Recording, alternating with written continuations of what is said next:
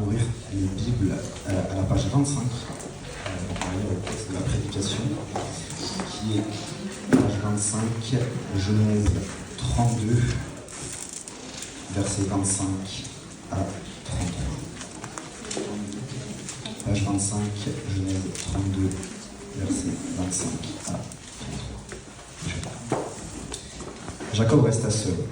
C'est alors qu'un homme lutta avec lui jusqu'au lever de l'aurore. Voyant qu'il n'était pas vainqueur contre lui, cet homme le frappa à l'embouchure de la hanche. Celle-ci se déboîta pendant qu'il luttait avec lui. Il dit : « Laisse-moi partir, car l'aurore se lève. » Jacob répondit : « Je ne te laisserai pas partir avant que tu m'aies béni. » Il lui demanda : « Quel est ton nom ?»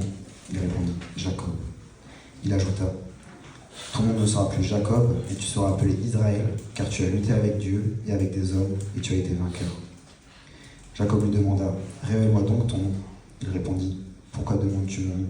Et il le bénit. Jacob appela cet endroit Péniel, car dit-il : « J'ai vu Dieu face à face, et ma vie a été sauvée. » Le soleil se levait lorsqu'il passa Péniel. Il boitait de la hanche. Voilà pourquoi, aujourd'hui encore, les Israélites ne mangent pas le tendon qui est à l'embouchure de la hanche, parce que Dieu frappa Jacob à l'embouchure de la hanche, au tendon.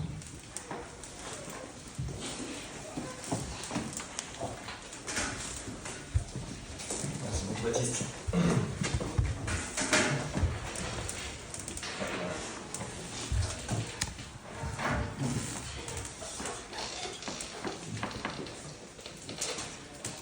À nouveau, bienvenue et à nouveau ravi de vous avoir, surtout environ de Nantes notamment.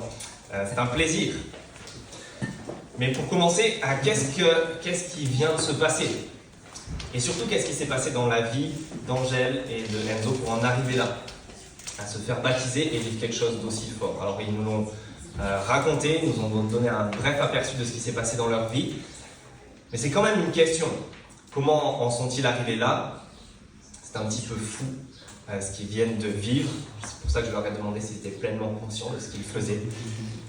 Mais c'est une vraie joie. Et je suis sûr qu'ils ont pris la meilleure décision qu'ils pouvaient. Mais qu'est-ce qui s'est passé dans leur vie pour cela ? Et on l'a dit tout à l'heure, le baptême, c'est un peu comme un microcosme, la représentation condensée d'un changement qui a eu lieu dans leur vie.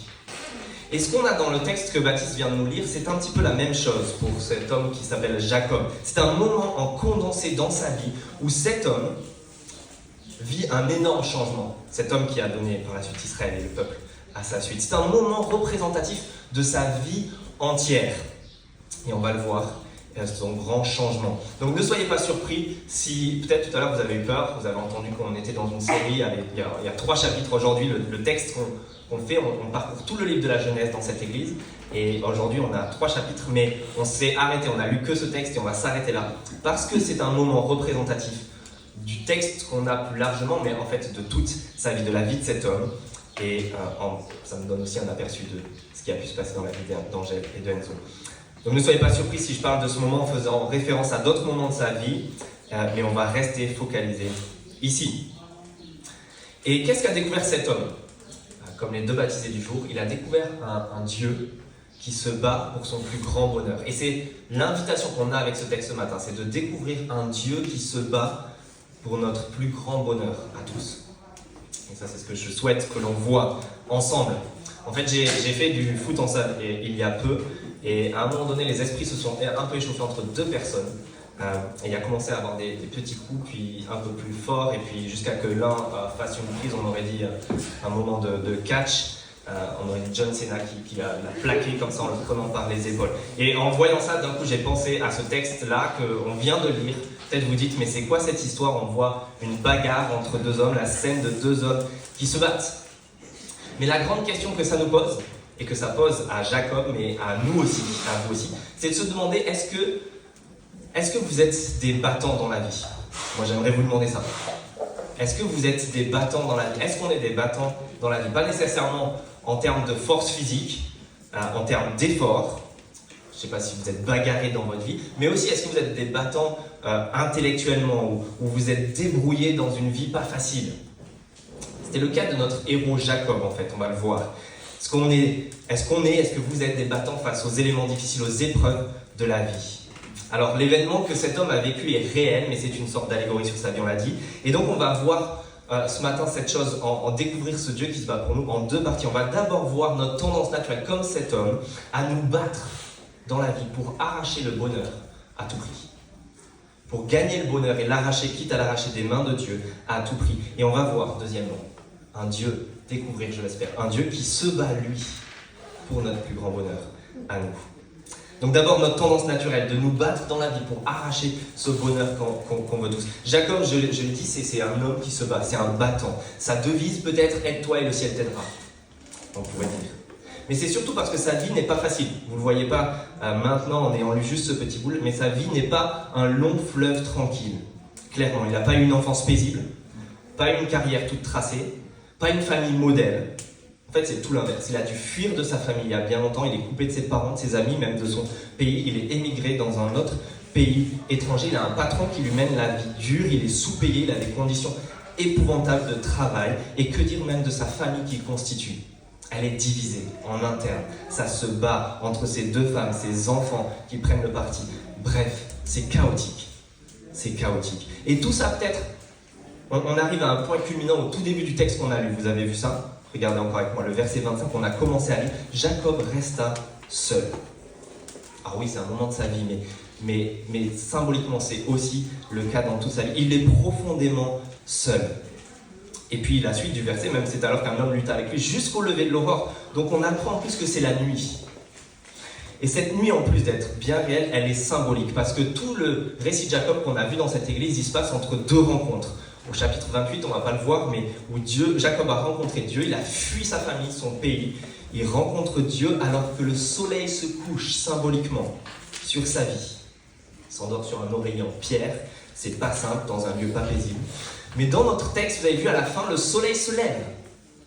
Et c'est comme si toute sa vie, entre ces deux moments, est caractérisée par des ténèbres. Alors oui, il y a eu des jours, des nuits, etc. Mais c'est comme si symboliquement sa vie est caractérisée par des ténèbres. Le soleil s'est couché, il va se lever maintenant. La lumière s'est éteinte sur sa vie. C'était sombre, c'était dur, c'était éprouvant. Mais malgré cela, cet homme est un homme qui se bat. Vous avez vu, un homme lutte avec lui. Alors je dois vous dire aussi que l'auteur qui écrit cela, il ne manque pas de poésie. Pourquoi ? Il joue un petit peu sur les sonorités. En fait, dans l'original, en hébreu, lutter, le verbe qu'on a là, de lutter, se dit avak. Et Jacob, c'est celui qui attrape par le talon, on pourrait dire, qui attaque par le talon. Une expression française peut-être qui rend cela, c'est qui attaque dans le dos, si vous voulez.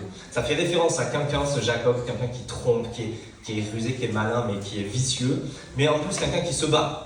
Il attaque, il se bat, il combat dans sa vie. Mais en plus de cela, si vous regardiez 2 versets juste avant, on apprend que Jacob, il a passé un fleuve qui s'appelle le Jabbok.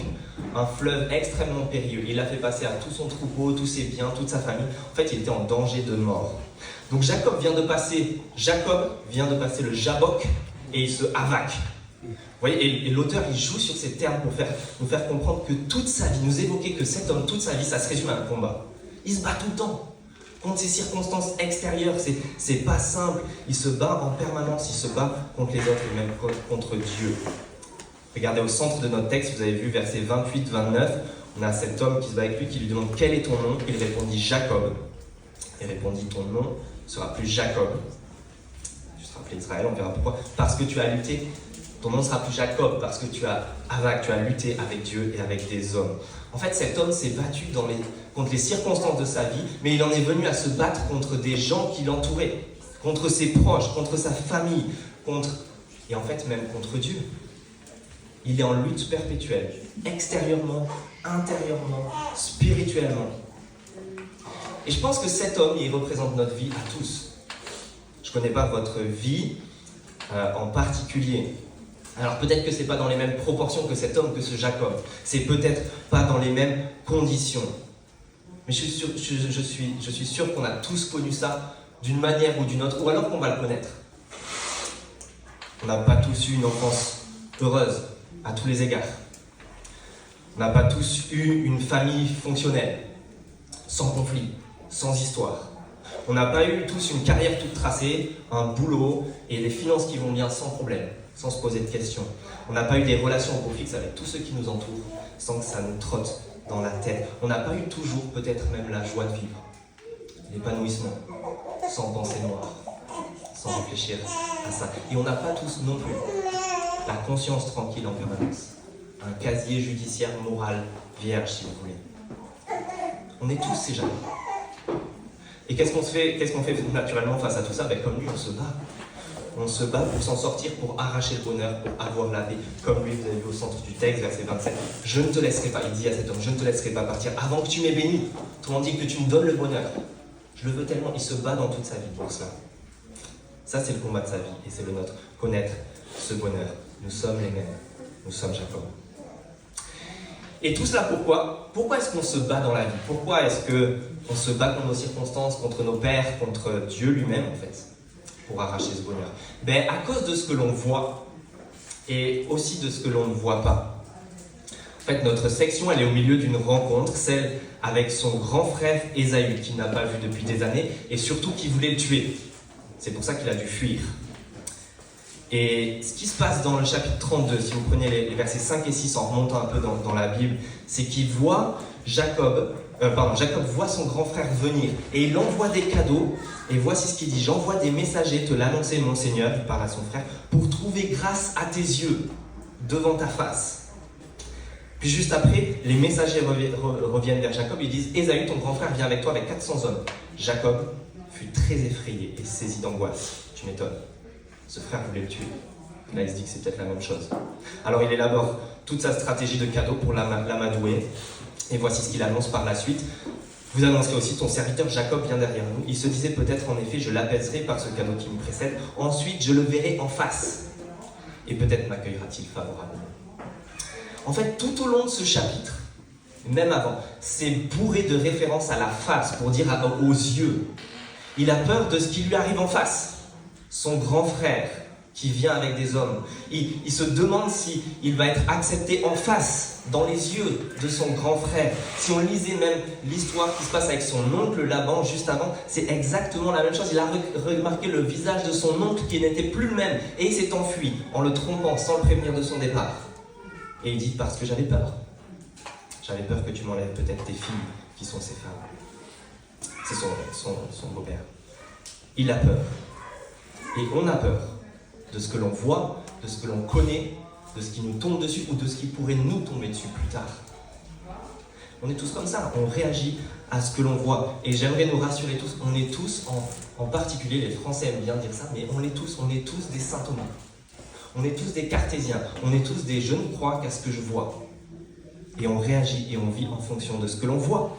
On est des bons scientifiques. Et comme Jacob, on a peur de ce qui pourrait nous tomber dessus. De ce qui nous tombe dessus. Je me souviens lorsqu'on a eu notre première fille, donc on a 3 filles, lorsque ma femme était enceinte de notre premier enfant, il y a un chant chrétien qui reprend les paroles de Job dans la Bible, qui dit, parce qu'il a tout perdu, sa famille, ses biens, etc., cet homme a tout perdu, et il dit: tu donnes et tu reprends. Et il y a un chant chrétien qui dit cela et qui chante de tout cœur: tu donnes et tu reprends, comme une confiance en Dieu de dire: on acceptera que tu donnes et tu reprends. Et on chantait ce chant quand mon épouse était enceinte de notre premier enfant depuis pas si longtemps. Et je ne pouvais pas m'empêcher de penser: est-ce que je serais vraiment capable de dire ça si je perdais cet enfant? Est-ce que je serais capable de l'accepter? Et en vrai, je dois vous l'avouer, c'est la souffrance, c'est la peur de ma vie peut-être, la souffrance la plus grande qui me terrorise, c'est si je devais faire face à la perte d'un proche dans ma propre famille. On l'a entendu aussi dans la vie d'Angèle. Je ne connais pas vos ténèbres, je ne connais pas vos peurs, je ne connais pas vos craintes. Mais on a tous quelque chose qui nous occupe, qui nous arrive dans la vie, qu'on voit, qu'on connaît, qui est devant nos yeux, ou qui nous trotte dans la tête, qu'on voit en permanence, qu'on n'arrive pas à se sortir de la tête. Et ça nous fait peur. Peur de ce qu'on pourrait perdre, peur de la souffrance qu'on pourrait connaître, voire carrément la mort. Je parie qu'il y en a. Mais quelle est l'ironie dans ce texte avant de voir cette deuxième partie? Parce que ce n'est pas seulement la mauvaise nouvelle, mais quelle est l'ironie ici? Cet homme est en lutte dans sa vie. Et en étant en lutte dans sa vie contre ses circonstances, contre les autres, il est en réalité contre Dieu. Il est en lutte, en étant en lutte contre ce qu'il voit et ce dont il a peur. Il est en lutte contre ce qu'il ne voit pas. Le Dieu qu'il ne voit pas. Vous avez vu au centre d'un texte, on a lu « Tu as lutté avec Dieu et avec des hommes ». C'est un homme qui lutte avec Jacob au début de ce qu'on a lu. verset 25. Et puis verset 31, Jacob appelle le lieu Péniel, la face de Dieu, parce qu'il a vu Dieu, la face de Dieu. J'ai vu Dieu face à face. Donc l'homme avec qui il a lutté en réalité est Dieu lui-même. Mais c'est représentatif de toute sa vie. En luttant dans sa vie contre ses circonstances et contre les autres, il s'est battu contre Dieu, sans savoir, sans le voir. Il a été en guerre contre Dieu. Parce qu'en fait, ce que relève la vie de cet homme, c'est une grande réalité qui traverse toute la Bible. Être en guerre contre d'autres personnes, c'est être en guerre contre l'image de Dieu. Ça, c'est ce qu'il y a au début de la Bible. Et donc, c'est être en guerre contre Dieu lui-même. Voilà pourquoi Jésus, quand dans les évangiles, il cite les 2 plus grands commandements, il dit, c'est d'aimer Dieu, premièrement, de tout son cœur, de toute son âme, toute sa force. Et le deuxième qui lui est semblable, d'aimer son prochain comme soi-même. Il ne dit pas c'est d'aimer Dieu plus d'aimer son prochain. Non, il dit c'est d'aimer Dieu et celui qui lui est semblable d'aimer son prochain. Parce qu'on aime Dieu en aimant son prochain. Et donc, on est en guerre contre Dieu en étant en guerre et en mettant à mort son prochain, son frère. C'est depuis le début de la Bible et ça traverse toute la Bible. Et donc, on se bat dans nos circonstances, mais aussi dans nos relations avec d'autres. Et sans s'en rendre compte, on se bat contre Dieu. Quand on se bat au boulot, quand on se bat dans le couple, quand on se bat dans la famille. En fait, il y a assez souvent, et c'est la plupart du temps au détriment de quelqu'un d'autre, dans nos relations. On fait du mal à quelqu'un d'autre. Alors si on se bat dans cette vie pour arracher le bonheur, et si on se bat contre Dieu, en réalité, on peut découvrir le Dieu qui se bat, lui, pour notre plus grand bonheur. Et c'est ce que je vous invite à regarder avec moi. En fait, ce qui est important dans ce texte, c'est que c'est une rencontre. C'est une révélation même de la part de Dieu envers Jacob. Jacob voit enfin, face à face, ce Dieu.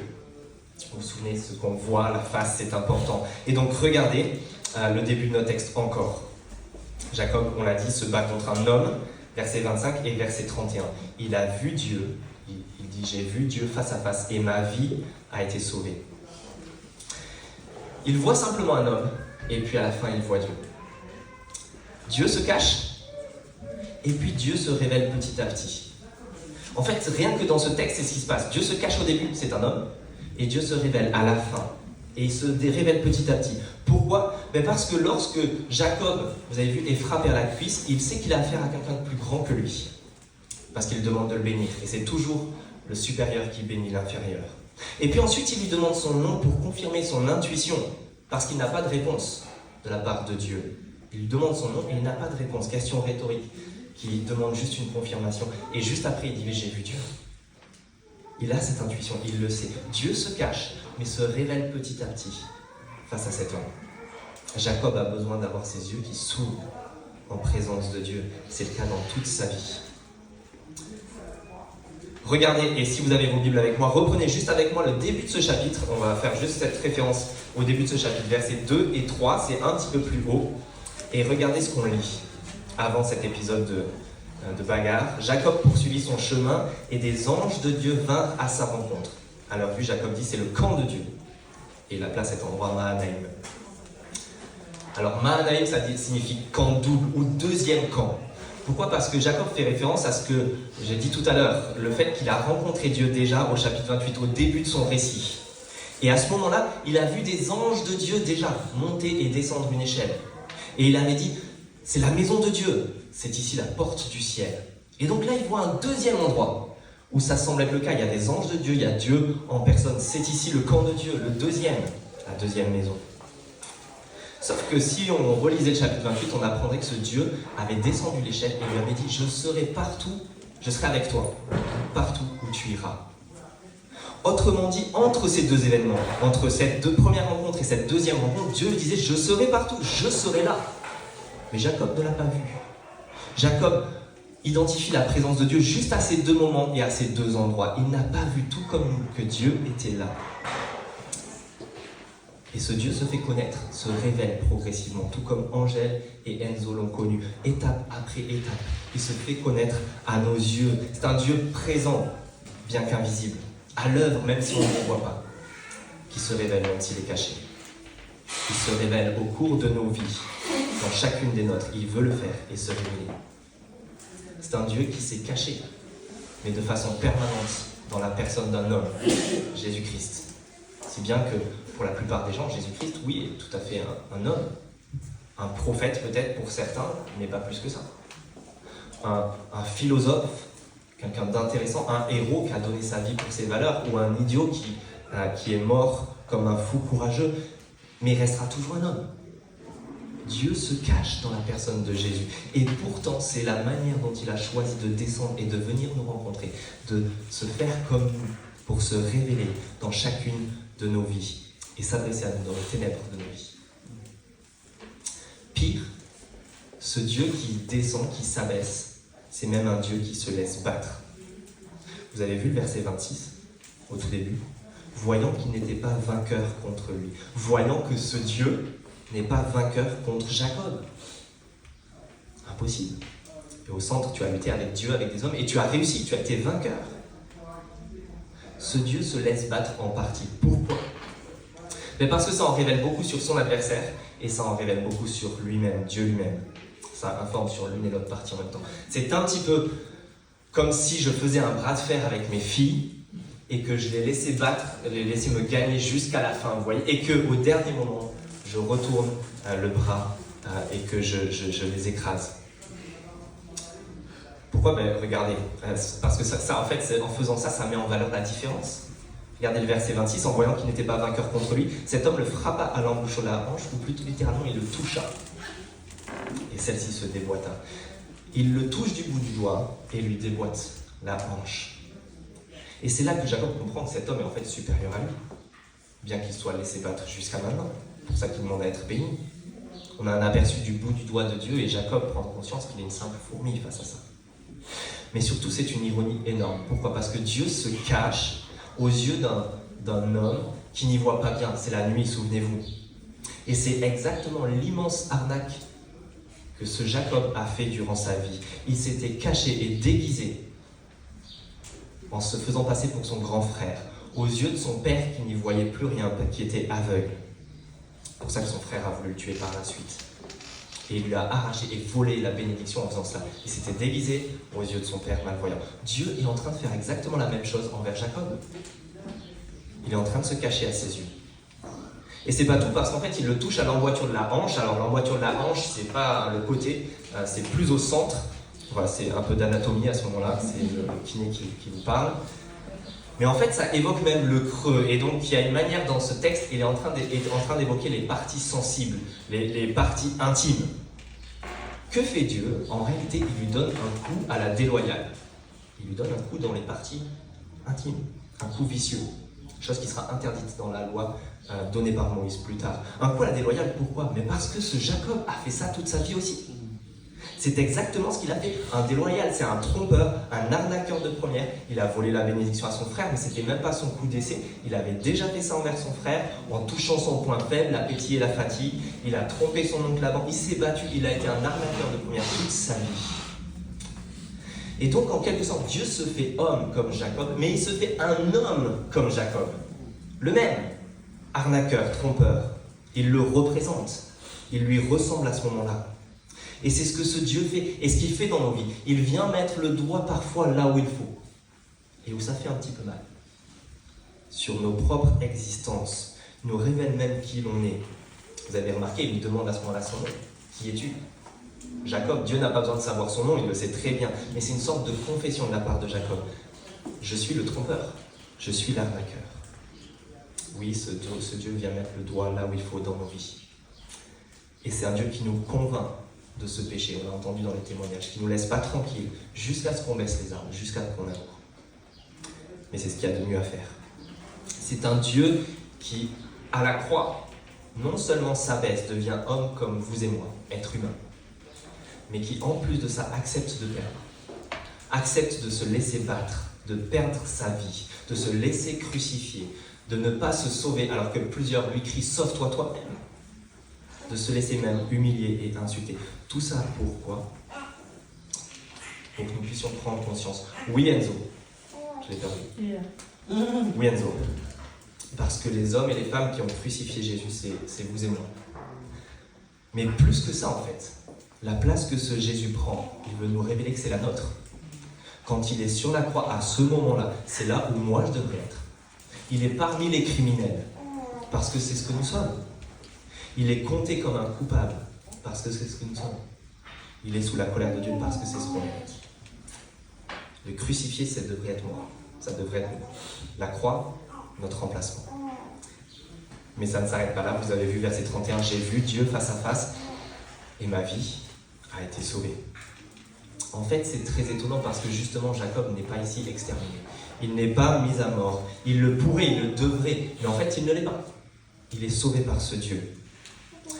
C'est encore plus étonnant quand Dieu dira à Moïse un peu plus tard, « L'homme ne peut pas voir ma face et vivre. L'écart est trop grand entre Dieu et nous. » Alors pourquoi ? Mais parce que ce Dieu-là, qui vient à notre rencontre, il change tout. Le rencontrer, ça change tout. Le voir, ça change tout, parce que ce Dieu change tout. Tout ce récit est comme une immense symétrie, est construit comme quelque chose qui est en miroir, et une immense symétrie, avec au centre le changement de nom qui a lieu, au verset 29. Vous avez vu, il ajouta, ton nom ne sera plus Jacob, mais tu seras appelé Israël. Il y a un changement de prénom, un changement d'identité. Alors Jacob, on le connaît déjà, c'est celui qui se bat, celui qui trompe, qui arnaque, mais Israël, ça signifie Dieu lutte. Dieu lutte. Dieu se bat. Ce sera plus Jacob désormais qui va lutter, mais Dieu. Ce sera plus Valentin, ce sera plus Quentin, ce sera plus Angèle, ce sera plus Enzo, ce sera plus remplacer le nom, ce sera plus cette personne qui va lutter, mais Dieu va se battre lui-même pour lui. C'est ce qu'il fait en fait depuis le début, ce qu'il avait déjà dit au chapitre 28. Il lui avait promis le bonheur, il lui avait promis de lui accorder la bénédiction. Mais Jacob ne l'a pas vu et s'est battu tout seul. Il avait promis de le bénir, lui donner le bonheur, non seulement à lui, mais à toutes les familles de la terre, qui, comme Jacob, étaient loin de Dieu, exilés loin de lui et qui en mouraient. Autrement dit, nous tous. Voilà la promesse de ce Dieu qui est en train de lui révéler maintenant que ça va être le cas dans sa vie, à lui. C'est ce Dieu qui, en Jésus-Christ, s'est battu jusqu'à la mort pour donner la vie. C'est un Dieu qui s'est battu pour nous procurer le plus grand bonheur possible, ce que nous avions perdu loin de lui. Pour donner un bonheur, mais gratuitement. On l'a entendu, juste grâce à sa mort et sa résurrection. Rien besoin d'autre. Et quand on voit ça et quand on rencontre ce Dieu qui a fait ça pour nous en Jésus-Christ, ça change un homme, ça change une femme. Et ça change même un peuple. Et on va finir avec ça. Regardez maintenant, pour conclure. Ça change un homme parce que verset 32, vous avez vu le soleil se lever lorsqu'il passa Péniel, Jacob. Il boitait de la hanche. Le soleil se lève enfin sur sa vie. Il a retrouvé le bonheur en quelque sorte. Et pourtant, il va boiter pour le reste de ses jours. Il restera handicapé à vie. C'est un signe paradoxal dans son corps, n'est-ce pas ? Le handicap dans sa vie, mais pourtant qui lui est vital. Parce qu'en étant maintenant incapable de lutter, de se battre avec ses propres forces, il doit s'en remettre au Dieu qui se bat pour lui, qui combat pour son plus grand bonheur. Et non seulement lui, mais tout le peuple qui va naître de lui, tous les Israélites à sa suite. Vous avez vu le verset 33, c'est pourquoi on a un petit récapitulatif d'une règle alimentaire. C'est pourquoi encore aujourd'hui, les Israélites ne mangent pas le tendon qui est à l'emboîture de la hanche, parce que Dieu frappa Jacob à l'emboîture de la hanche. C'est un signe pour tout un peuple. Ça reste dans les annales, si vous voulez. Ça doit être la même chose pour le reste de la nation, à qui Dieu veut redonner le bonheur. Et pas seulement à la nation d'Israël, mais à toutes les nations, puisque cette nation existait pour que toutes les nations puissent retrouver le bonheur, puissent rencontrer ce Dieu qui bénit et qui fait retrouver le bonheur. Alors oui, il en est de même du baptême. C'est un signe paradoxal, n'est-ce pas ? On pourrait presque dire, en reprenant les mots de notre texte, voilà pourquoi aujourd'hui encore, l'Église baptise les personnes qui ont rencontré et suivent Jésus-Christ. Parce qu'elles ont connu la mort avec Christ. Parce qu'elles répondent à l'appel de Jésus-Christ, de quiconque veut venir après lui, de porter sa croix. Parce qu'elles acceptent de perdre leur vie pour la retrouver. Parce qu'elles croient à la devise chrétienne de l'apôtre Paul qui écrit « Quand je suis faible, c'est alors que je suis fort ». Alors un dernier mot pour Angèle et Enzo. Vous le savez, oui, la foi chrétienne, la vie que vous vous apprêtez à vivre et que vous avez commencé à faire, c'était pas une béquille, non. En fait, c'est tout l'inverse. C'est un handicap. C'est une amputation. C'est une vie de renoncement, une vie sacrifiée pour Jésus-Christ lui-même. La vie qui démarre, elle n'est pas simple. elle n'est pas simple, humainement parlant. C'est des renoncements, des sacrifices dans plein de domaines pour honorer ce Jésus-Christ, pour le glorifier, pour lui, pour le suivre. Dans l'égoïsme, dans la vie personnelle, relationnelle, professionnelle. Et c'est une vie qui demande de la confiance. Qui demande de la confiance, et c'est pas toujours simple. Par rapport à l'avenir, par rapport au choix, par rapport à ce qui nous arrive. Et pourtant, c'est la meilleure des vies. C'est le meilleur des choix possibles. C'est le meilleur des chemins parce que vous êtes derrière celui qui a porté sa croix déjà pour vous. Celui qui s'est déjà battu jusqu'à la mort pour vous. Celui qui a dit qu'il vous accompagne tous les jours de votre vie, jusqu'à la fin, et en qui vous pouvez avoir une pleine confiance. Il s'est battu et se battra encore, jour après jour pour vous. Alors, longue vie chrétienne à vous deux, et non seulement à vous deux, mais je vous le souhaite à chacun d'entre vous. Je vous invite à prier. Notre Dieu, nous te remercions pour la révélation du Dieu que tu es, d'un Dieu qui s'abaisse, qui nous rejoint, et qui non seulement cela, vient nous rejoindre dans notre vie, nos épreuves, nos ténèbres parfois, nous rejoint aussi dans nos vies pas claires, dans nos consciences travaillées.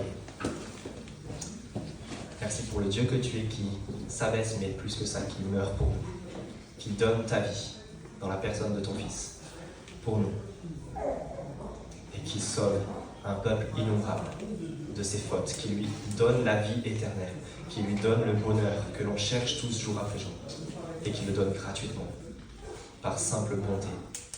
Alors ce que l'on te demande, c'est que jour après jour, Angèle, Enzo, nous tous, et toute personne, nous puissions avoir les yeux toujours un petit peu plus ouverts pour voir le Dieu que tu es et la personne de Jésus-Christ, ce qu'il a fait pour nous, et que nous puissions vivre à sa suite. C'est en son nom que nous te prions. Amen.